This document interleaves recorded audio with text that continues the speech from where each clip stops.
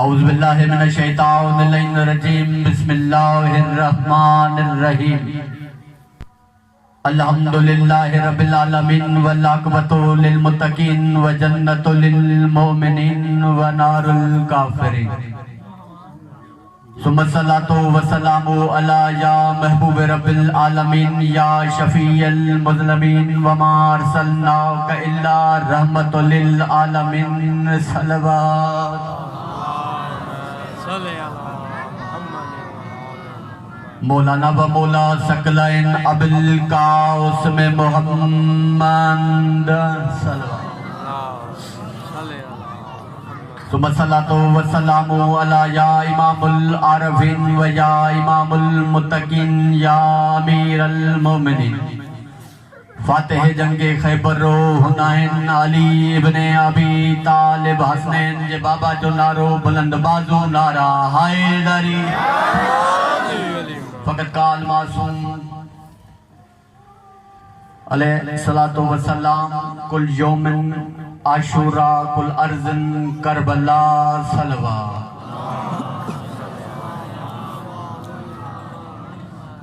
दुआ है परवरदिगार आलम तवांजो इन पाक फर्श अज़ात अचण कबूल व मकबूल फरमाए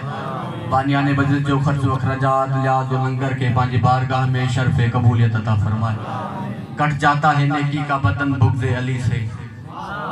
बिना के तमीज़ जे तांजी सोच खा गई तांजे ज़हनन ते पहुंची विया सरफराज लकबी पांजी ड्यूटी शुरू करे दिनी हा उर्दू अदब जो एक शेर तांजी नजर कण लगो आ कट जाता है नेकी का बदन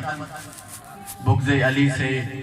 कट जाता है नेकी का बदन बुग़्ज़े अली से समझो तो ये ऐमाल की गर्दन पे छुरा है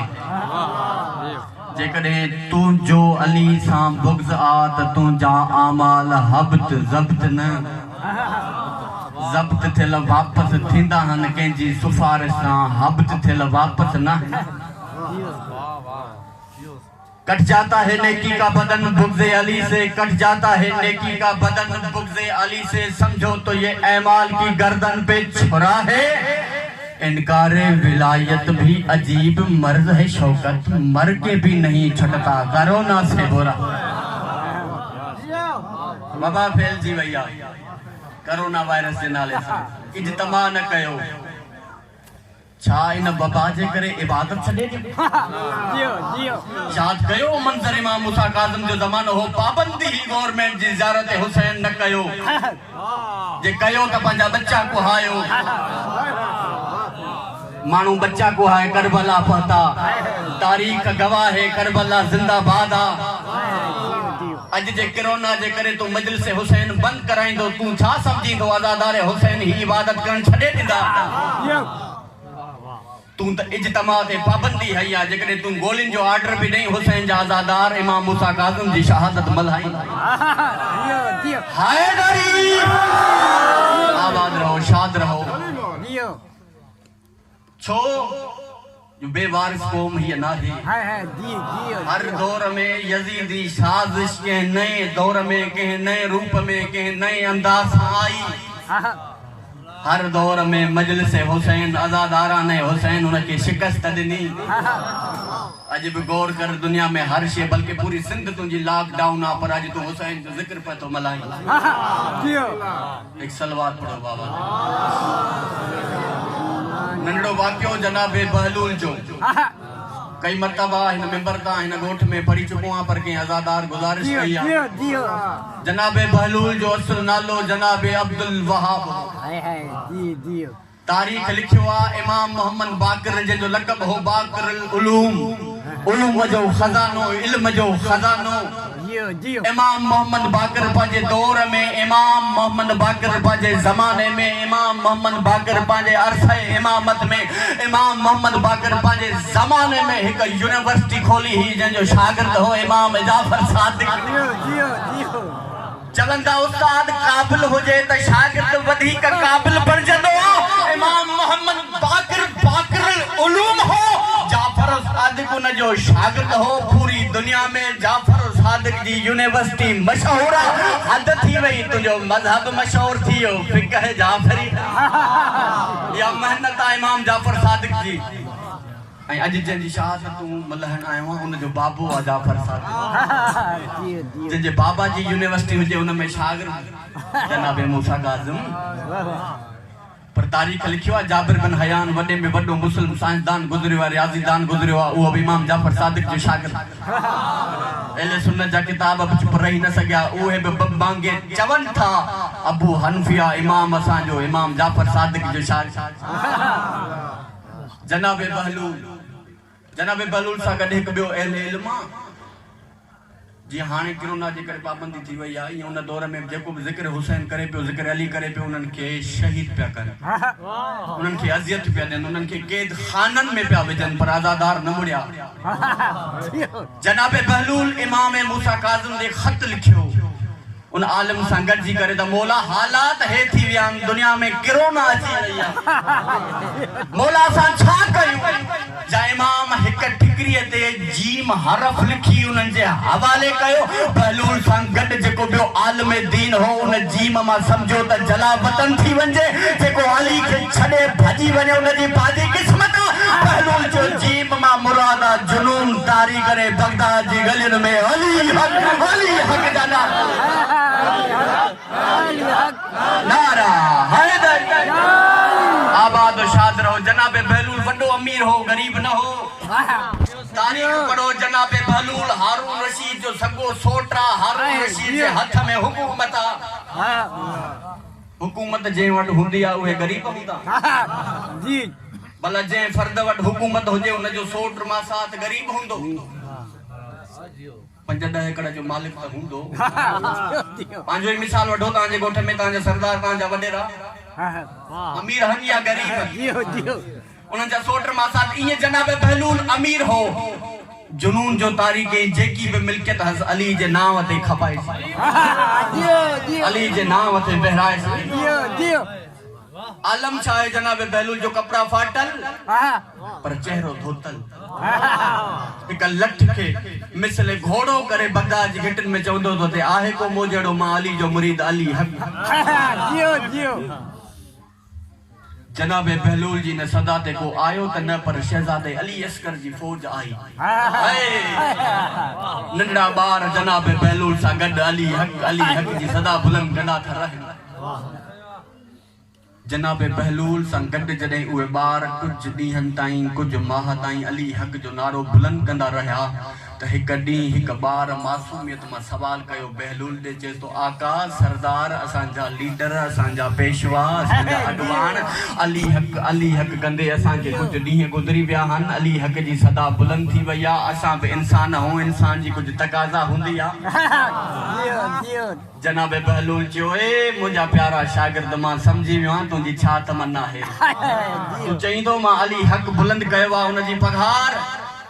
पर जनाब बहलूल वटि जेको कुझु हो उहो अली जे नाम तां विरहाए छॾी किन ॿारनि सोचियो मता पंहिंजे सोट खां मदद वठे वठिबा आहिनि न पैसा पर जनाब बहलूल पंहिंजे सोट वटि न वियो बगदाद जे चौक ते वियो उतां ई मिट्टी कठे कई अल्लाह जाने केतिरियूं निजिस चंपलूं उन घिटीअ मां गुज़रियूं हूंदियूं उन चौक तां गुज़रियूं हूंदियूं निजिस मिट्टीअ जी गंढड़ी बणाए जनाब बहलूल बगदाद जे घिटियुनि ते चवंदो तो ते आहे को जेको जन्नत वठे नारे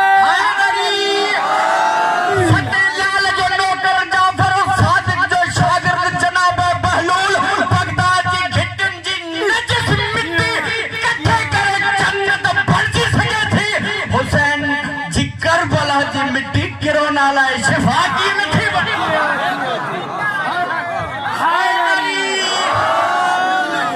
साईं किरोना जा मरीज ईरान में था अचन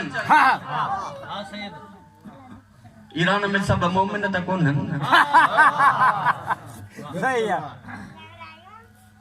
एक सलवात पढ़ो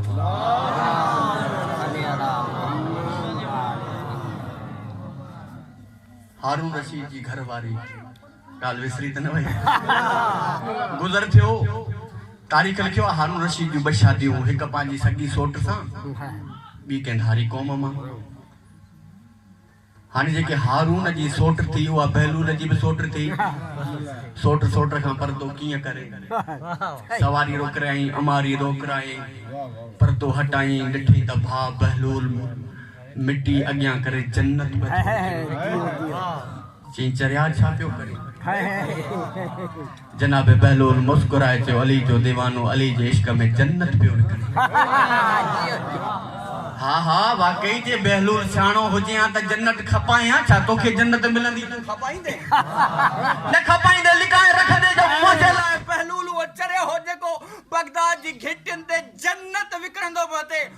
वक्त हारून रशीद जी जोजा जो आवाज आयो बहलूल कीमत छा है जनाब बहलूल जी आवाज आई कीमत जन्नत जी वडी आ पर हिन वक्त तुजी गिची में जेको 9 लख हारा जियो जियो जियो जियो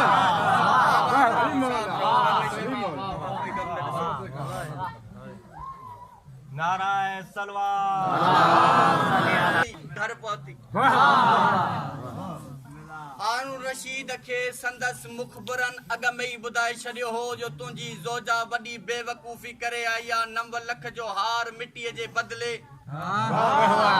चवंदा हारून रशीद शादी जी रात वो हार पांजी जोजा के गिफ्ट कयो हो जेकी शे गिफ्ट कबी आ वो पसंदीदा शे होंदी आ उन वक्त हारून रशीद के चेहरे ते कावड़ जा तासुर ज़ाहिर थिया पांजी बेगम जे दिसी करे चेदो वो हार का थिया जेको मा तो के तोहफे जी तौर ते दिनो हो उन वक्त उन जी जोजा जो आवाज आयो हार तो दिनो हाणे मुंजो हो मा खपाए जन्नत वठी आई आवाज शाद रहो रात थी किस्सो बारन के भी याद आ यो त शियन में कमाल आ जो पांजे बारन के किस्सा याद कराया थूं यो मजलिस से हुसैन जो वडे में वडो मौजूदो आ दुनिया इल्म हासिल करने जे लाए वडा वडा सेमिनार कराइंदी आ वडी वडी महंगी होटलन में कमरा बुक थिंदा हन इल्म ते बाइस थिंदा हन इल्म ते तकरीर थिंदा खुश नसीब आ मुफ्त में तू इल्म हुसैन हासिल पियो कर ख्वाब छा थो ॾिसे हारून रशीद रेगिस्तान शदीद हिनके प्यास शदीद हिनके उंज लगी आ रेगिस्तान में हलंदो हलंदो छा ॾिसे त रेगिस्तान में एक महल आ उन महल जे चौधारी सावक आ महल जे ॿाहिरां लिखियल आ ही महल आ तुंहिंजी जोजा जो जनाब ज़ुबैदा जो ज़ुबैदा मुंहिंजी जोजा घर में दाख़िल थियो बुजुर्ग जाकिर पढ़ंदा हा चमाट एड़ी लगस ख्वाब पे दिसे सच में बिस्तर ता किरी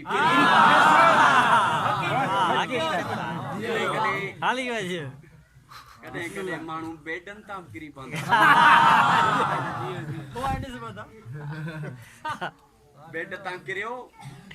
खटोले ता किरियो खट ता किरियो पलंग ता किरियो जोजा जी आवाज आए छा थियो जन्नत में तुझो महल दिसी आयो सजी रात जन्नत हासिल करण जी खुशी में निंड ही ना आया सब का पेरी जी सज उभरियो पांजे नौकर के चे वन दिसी आ बगदाद जी घिटिन में बगदाद जे चौकन थे कोई चरियो जे जो नालो बहलूल आ जन्नत खपाए थो या ना के नौकर अची बुधाए जन्नत खपाए थो हारून रशीद पांजो शाही काफलो साण करे बहलूल वट आयो चे बहलूल जन्नत खपाइंदे बहलूल जी आवाज आई चौक ते सदाई आए विकड़ा पे तो खरीद करी त कर उन वक्त हारून रशीद जी आवाज आई भा बहलूल जन्नत जी कीमत क्या है बहलूल मुस्कुराए तो फरमाए तुझी अद बादशाही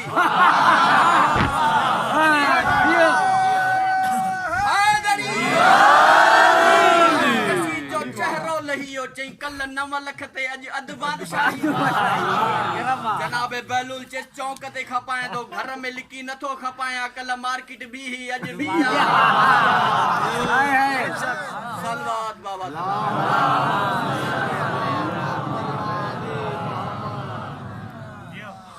इज्जत जो बड़ी थी तो मुसीबत भी बड़ी थी इमाम ज़ैनुल आबिदीन जो फरमाना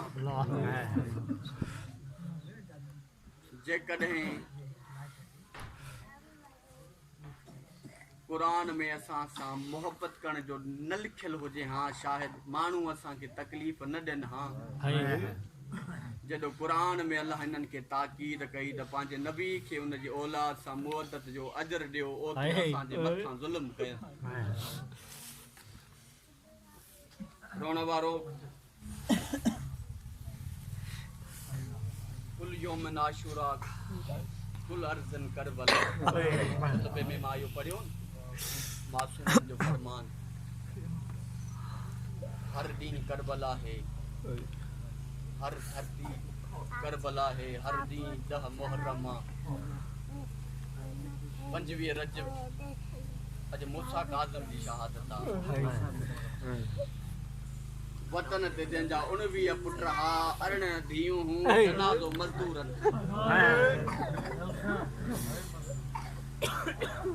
हुंदो को इन खां वधीक गरीब 54 साल उम्र आहे इमाम जी सैयद सजाद कैद में रहियो फ़क़त 2 साल इमाम मूसा काज़िम कैद में रहियो मुसलसिल 14 साल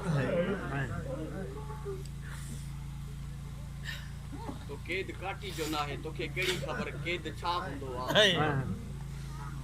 कैद वडी अज़ियत हुंदो आ रोण वारो अल्लाह जी हिन भरी कायनात में बकेदी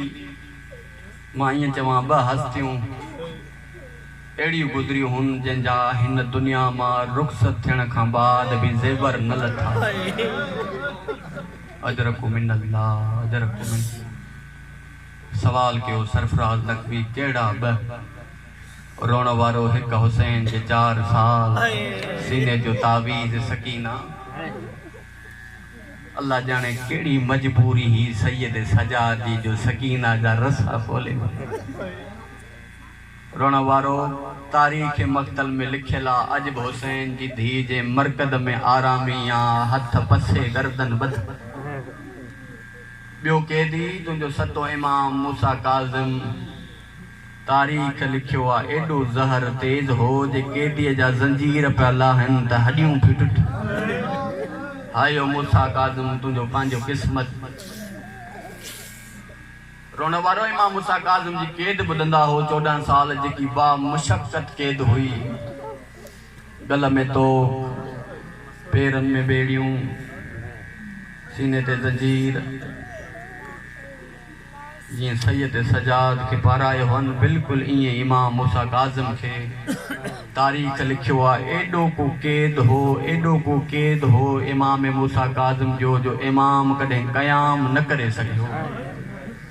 मां सोलो करे पढ़ां एॾी का छित हेठि हुई जो इमाम 14 साल रुकूअ में गुज़र रोण वारो तू 20 मिनट रुकू में बीहंदे थकजी पवंदे अल्लाह जाने ज़ंजीरनि जे वज़न सां रज़ा जो बाबो 14 साल कैद इमाम खे काफ़ी मरतबा कैद कनि काफ़ी मरतबा आज़ाद कनि हाँ पर ही आख़िरी कैद आहे जेको मुसलसिल 14 साल कैद आहे रोण वारो जॾहिं इमाम खे कैद करण आया न उन वक़्तु इमाम रोज़े नबी ते क़ुरान जी तिलावत पियो करे वजह छा हुई कैद छो करायूं बनु अब्बास खलीफ़े जे फर्द मंसूर इमाम जाफ़र सादिक खे ज़हर ॾियारियो मंसूर खां बाद में हिकु ॿियो खलीफ़ो उन खां बाद में हारून रशीद खलीफ़ो थियो हारून रशीद हज जी मौसम में जॾहिं हज करण काबे आयो एॾी माण्हुनि जी रश हुई काबे खे ऐं हिजरे असवद खे बोसो ॾियण जे लाइ जो कंहिं न सुञातो को वक़्त जो हुक्मरान आयो आहे पर कुछ लम्हनि खां बाद में मनादी थी वई जगह ॾियो आले मोहम्मद जो नूर चशम इमाम मूसा काज़िम तशरीफ़ फरमा था थियनि अज़ादारो माण्हू हटी परे थी विया इमाम काबे जो तवाफ़ कयो मोमिननि खे दुआऊं ॾिनियूं या हारून रशीद पंहिंजे कंहिं वज़ीर खां पुछे तो ही उलवी सादात केरु आहे माण्हू हिन जी एतिरी ताज़ीम छो था कनि जॾहिं त हुकूमत तख़्त मुंहिंजे हवाले आहे या वज़ीर हिन खे ॿुधायो ही अली जो पुटु आहे ही फातिमा जी औलाद आहे रोअण वारो इहो ई सबबु हो जो हिन इमाम खे कैद करायो जंहिंमहिल कैद करण आया न इमाम खे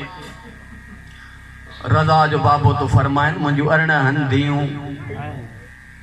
एक रात जी मोहलत दियो हाँ मां धीउनि सां गुज़ारिया हाँ मां इमाम हाँ जाना तो हिन कैद खां बाद में मुंहिंजो जनाज़ो रोण वारो चवन था केड़ी पक्का जो तू घर वेंदे पो वापस ईंदे कोई जामन ॾेया रोण वारो मदीनो मोहम्मद जो हो मुसलमानन सां भरियल हो पर कोई मुसलमान मूसा काज़िम जो जामन न पयो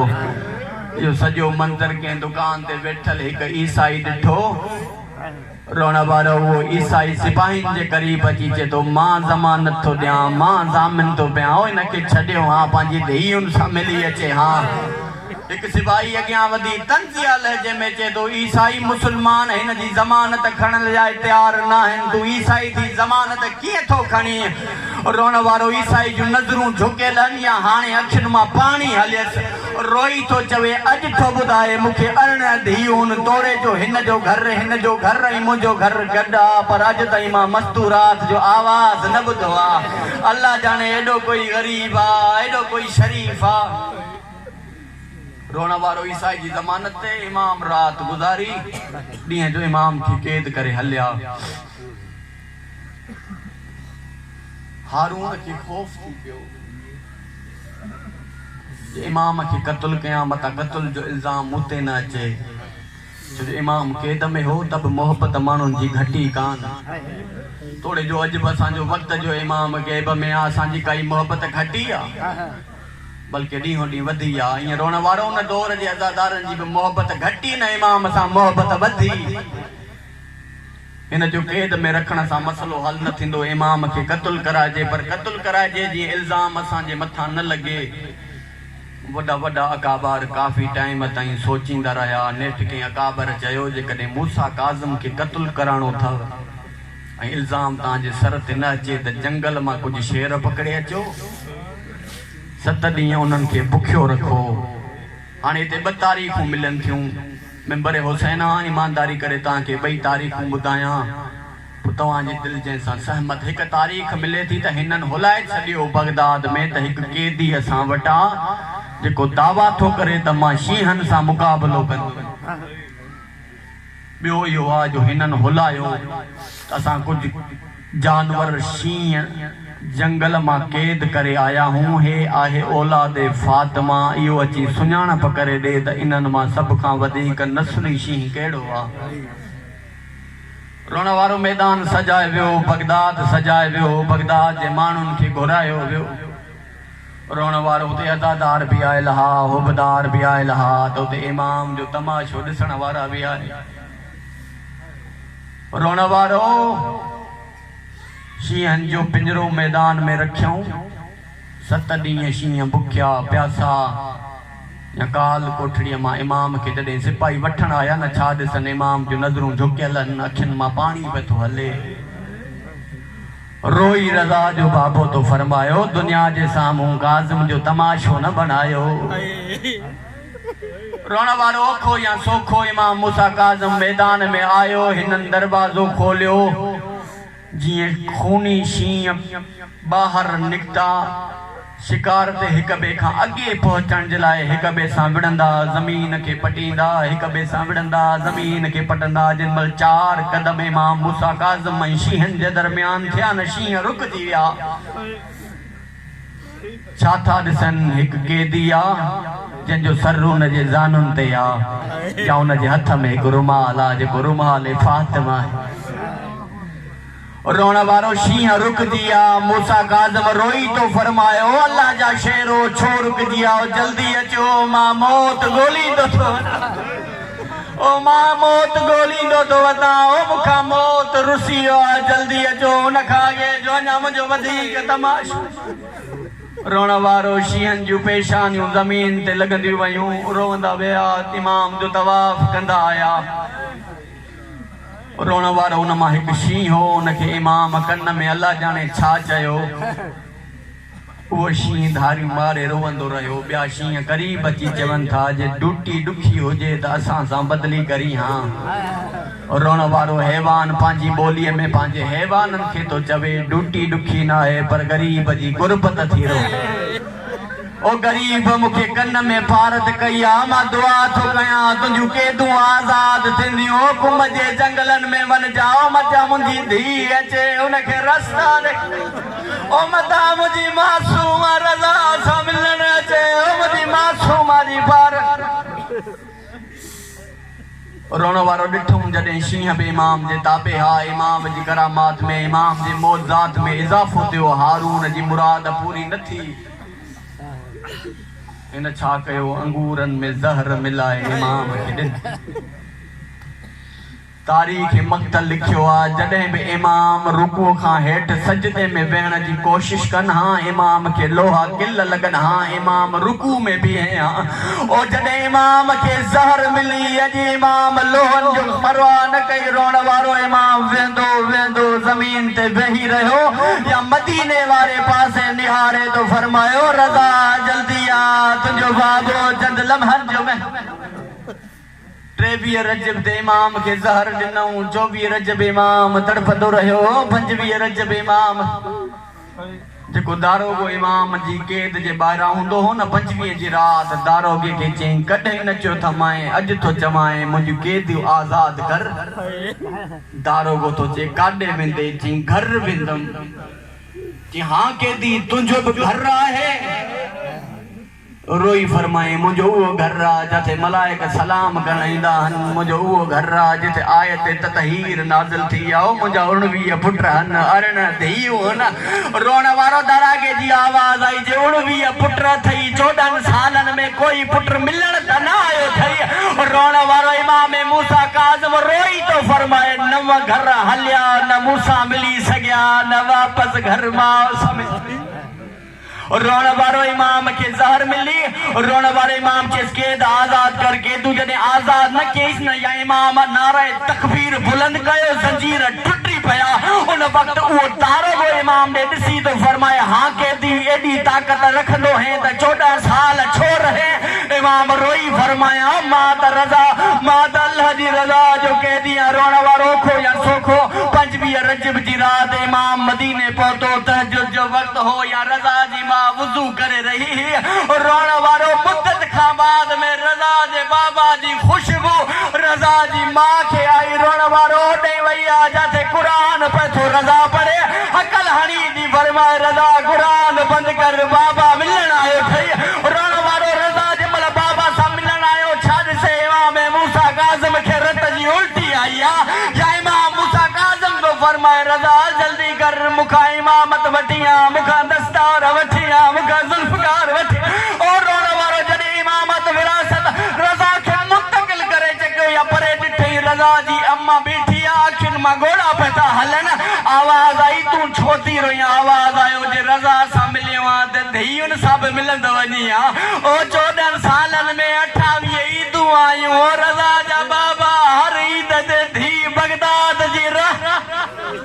अल्लाह लानतुल्लाह वला क़ौम ज़ालिमीन बसय्यमुल लज़ीन ज़लमू व मुनक़लिबुल क़लिबून मातम हुसैन या हुसैन